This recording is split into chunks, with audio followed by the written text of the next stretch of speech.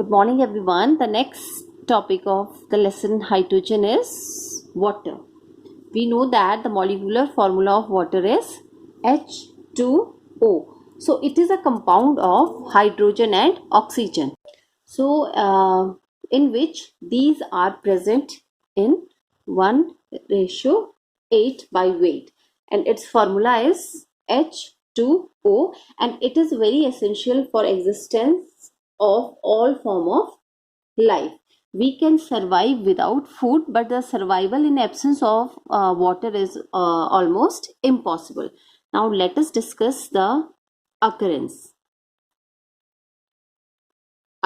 of water. So water is the most common, abundant and easily obtainable compound as compared to all other known compound. It is a crucial compound for the survival of life. It can exist in the three state, that is solid, liquid and gases. These are the three state of the water: solid, liquid and gases. Solid means it is in the form of the ice or the snow. Liquid means river, sea water, lake, and the gas means in the form of the vapor. So it consists a major part of all living organism.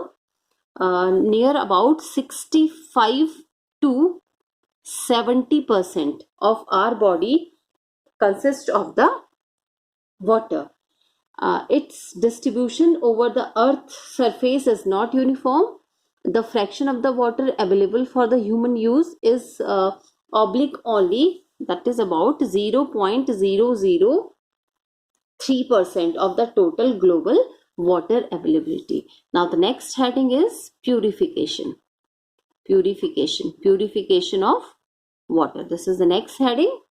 Purification of drinking water. Here we are discussing about the drinking water.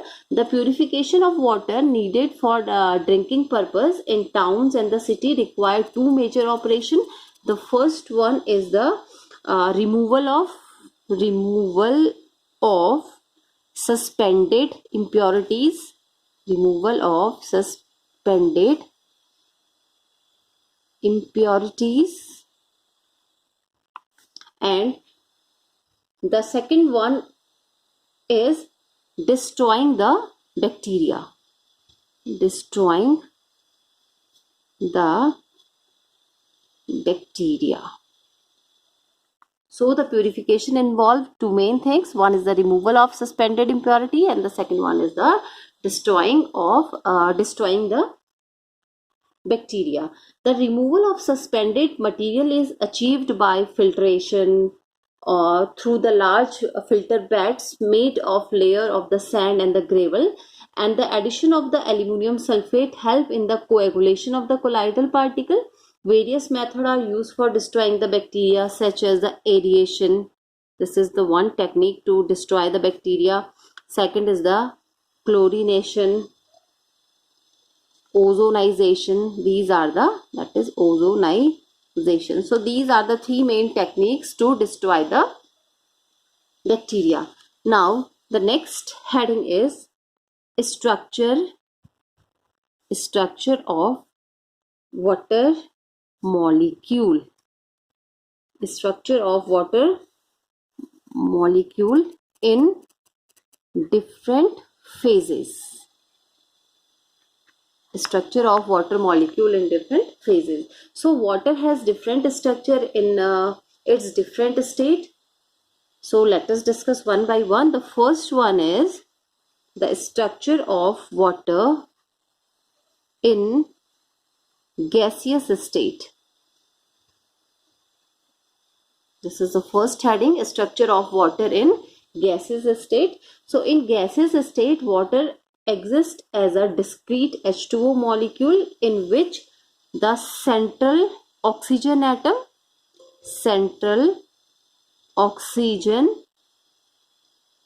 atom contains 4 sp3 hybridized orbitals. 4 sp3 hybridized orbital, and 2 of which are the half filled and used in the overlapping with the 1s orbital of the hydrogen atom to give sp3 OH bond and sigma, that is a sigma bond, while remaining to exist as a lone pair. Lone pair means they do not take part in the bonding, and because of the presence of the lone pair, there is a lone pair and a bond pair lone pair repulsion, which result in the bond angle, that is HOH to be 104.5 degree. Now here in OH, this OH bond length is now the OH bond length is 95.7 picometer, and that is it is a smaller than the regular tetrahedral angle, and the geometry of the molecule is the angular. Now the geometry is angular, or angular means V shaped. This is the geometry. Geometry here, the meaning of the geometry is shape. So this is the structure. This is the central metal atom, that is the oxygen, and these are the hydrogen. Now this angle is 104.5 degree, and this one is 95.7 picometer.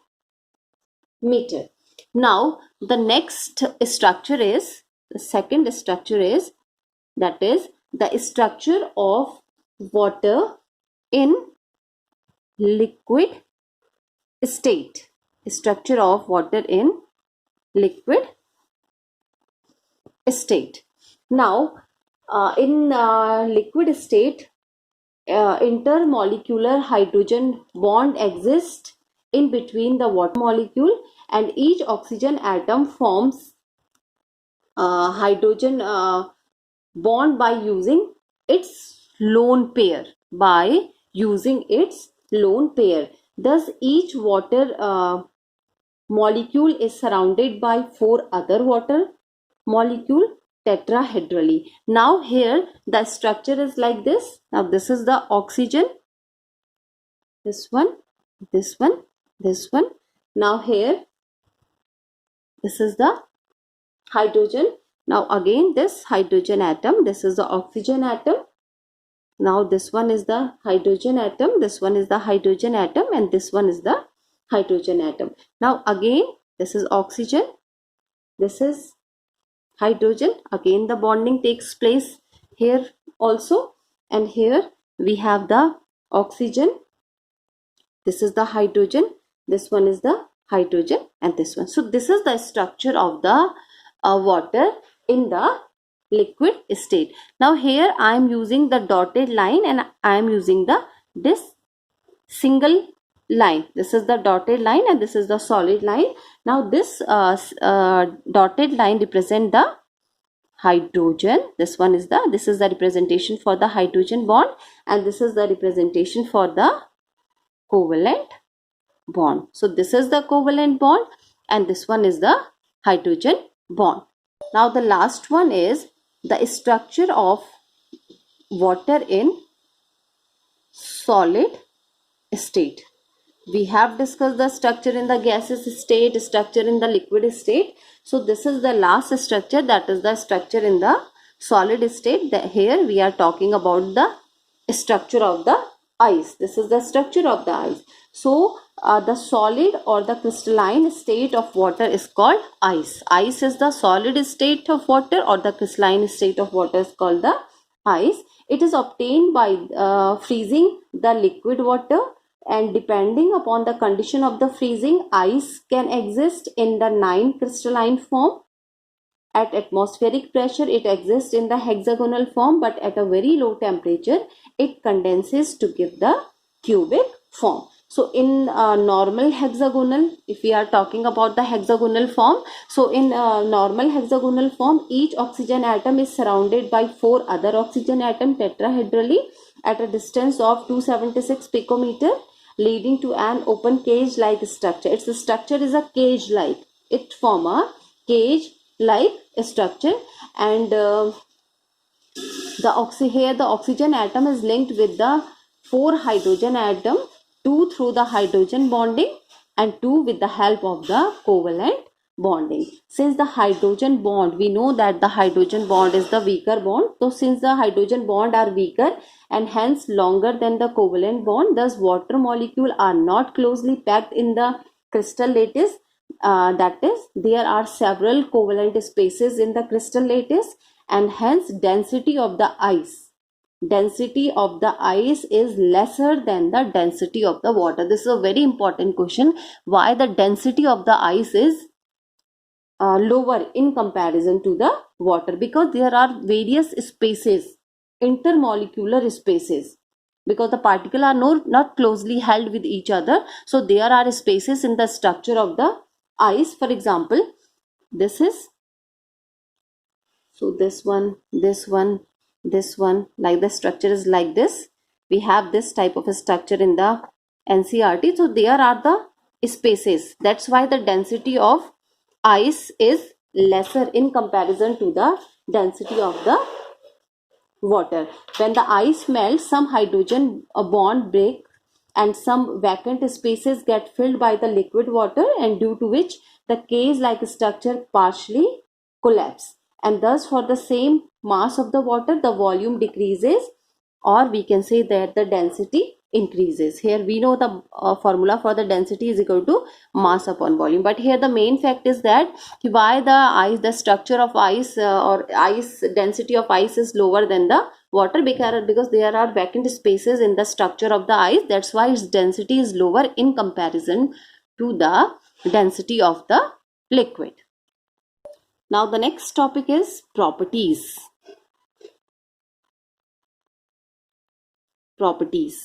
This is the properties of water. So the important physical properties of water are, the first one is pure water is transparent.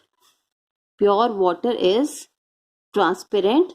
It is colorless. It is this is tasteless. So the pure water is transparent, colorless, tasteless, and odorless substance. It takes the odor of the substance which is dissolved in it, and the thick layer of water appear as a greenish blue. Now the second property is its freezing point, boiling point, and the heat of vaporization and the heat of fusion is higher than that of the hydride of the other element of the group 16, and this is because of the presence of the intermolecular hydrogen bonding in between the water molecule. Now next is water has high specific heat, high thermal conductivity, surface tension, dipole moment, and dielectric constant than many other liquid, and thus play a very important and a vital role in the biosphere. And because of its high heat of vaporization and high heat capacity, it is responsible to moderate the climatic and body temperature of the living being. Now the another important property of the water is because of its tendency to dissolve. This is the tendency, dissolve almost all substances. Because of its tendency to dissolve almost all substances, water is regarded as a universal. Water is regarded as a universal solvent. Water is regarded as a universal solvent. Ionic compound, that is means ionic compound means polar compound dissolve in it because of its high dielectric constant, whereas some of the covalent compound are also soluble in it because of the formation of hydrogen bond in between the water and the covalent molecule. Alcohols, amine, urea, glucose, sugar are the example of such molecules. So these are the physical property of the water molecule. Now the next topic is chemical properties. These are the physical property. Now the next one is the chemical properties of the water. water react with the wide range of the compound, so it has the various chemical property. First chemical property is amphoteric nature. Amphoteric nature, this is the first chemical property. So water is amphoteric in nature. The meaning of the amphoteric is it behaves as a Bronsted acid as well as the Bronsted base. Means it behaves as an acid as well as it behaves as a base. That's why it is known as the amphoteric. It exhibit acidic behavior towards the bases, is stronger than it like ammonia, and show the basic behavior toward the acid is stronger than H2S, that is HCl. So now let's take a reaction of the amphoteric nature. First of all, react the water with the bases as well as the water with the acid. So the first one is H2O when it combined with NH3. Here the meaning of the NH3 is the ammonia. It gives NH4 1 plus OH negative. So this is the acid and this one is the base. So it is an amphoteric, means it react with the base. This one is the base as well as it react with the acid. Now the next one is H2O. It combined with the H2S. Here H2S is the acid. We get hydronium ion H3O plus. This one is the hydronium ion plus HS minus. So this shows the amphoteric nature of the water. Now the second chemical property is the hydrolysis reaction. That is the hydrolysis reaction. This is the second chemical property, hydrolysis reaction.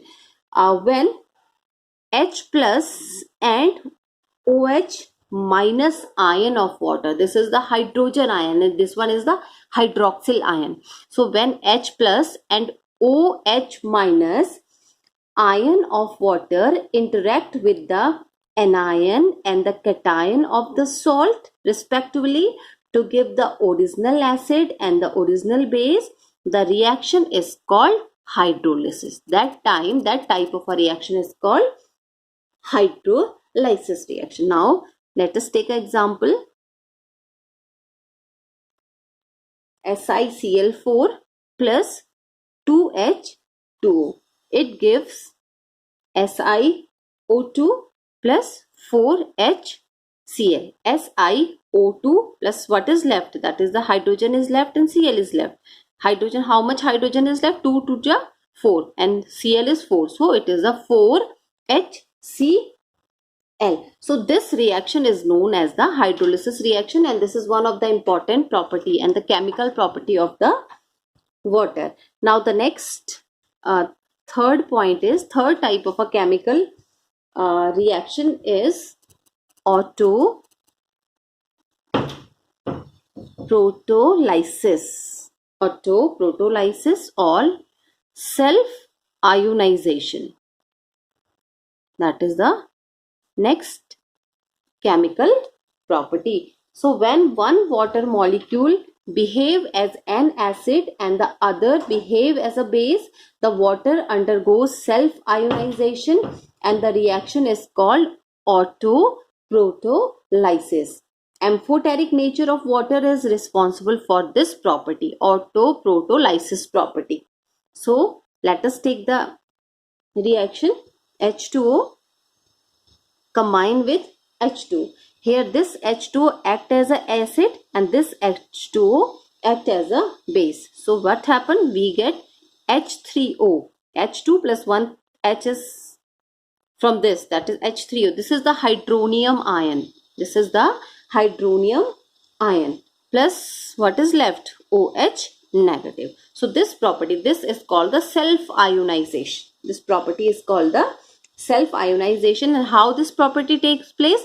When one water molecule behave as an acid and another water molecule behave as a base, so the water molecules undergo self-ionization and the reaction is called autoprotolysis. autoprotolysis. And this is the reaction for the autoprotolysis. Here this water molecule act as an acid and this water molecule act as a base, and when they undergo the self-ionization, we get the hydronium ion H3O plus. This one is the hydronium ion, and OH negative, this is the hydroxyl ion. Now the next chemical property is redox reaction. Redox reaction involving water. Redox reaction involving water. Now here we are using the term redox. So redox means the reaction in which Re stand for the reduction, Red stand for the reduction, and OX stand for the oxidation. So the reaction in which reduction and oxidation or oxidation and reduction takes place simultaneously in a single reaction. Such type of reactions are known as the redox reaction. So there are some reactions also in which the water is either oxidized or reduced. Now let us take some reaction. When water react with highly electropositive or highly reactive metals, highly electropositive or highly reactive metal, for example sodium. Sodium is a highly reactive metal, and it is to reduce into the hydrogen gas, and the reaction are a great source of dihydrogen. Means that these type of a reaction are the greatest source for the production of the dihydrogen. For example sodium. Sodium is a highly reactive metal. So when it react with water, when the sodium react with the water, we get hydroxide. We know the formula for the sodium hydroxide is NaOH. NaOH is the formula for the sodium hydroxide, and what is left? 2 hydrogen is left, that is the H2. This is the dihydrogen gas or the hydrogen gas. Now here in this case the sodium metal is oxidized because it get the oxygen. So these are the reductions reaction involving the water. And the other example is when water react with the carbon dioxide in the process of photosynthesis. In the process of photosynthesis, so it get oxidized to the oxygen gas. It gets oxidized to the oxygen gas. Now let us take the example of the photosynthesis. We know that 6CO2 plus 12H2O. This is the reaction. So what happened in the process of photosynthesis? Glucose is formed, C6H12O6 plus 6H2O plus 6O2. So these are the reactions involving water, and such type of reactions are known as the redox reaction.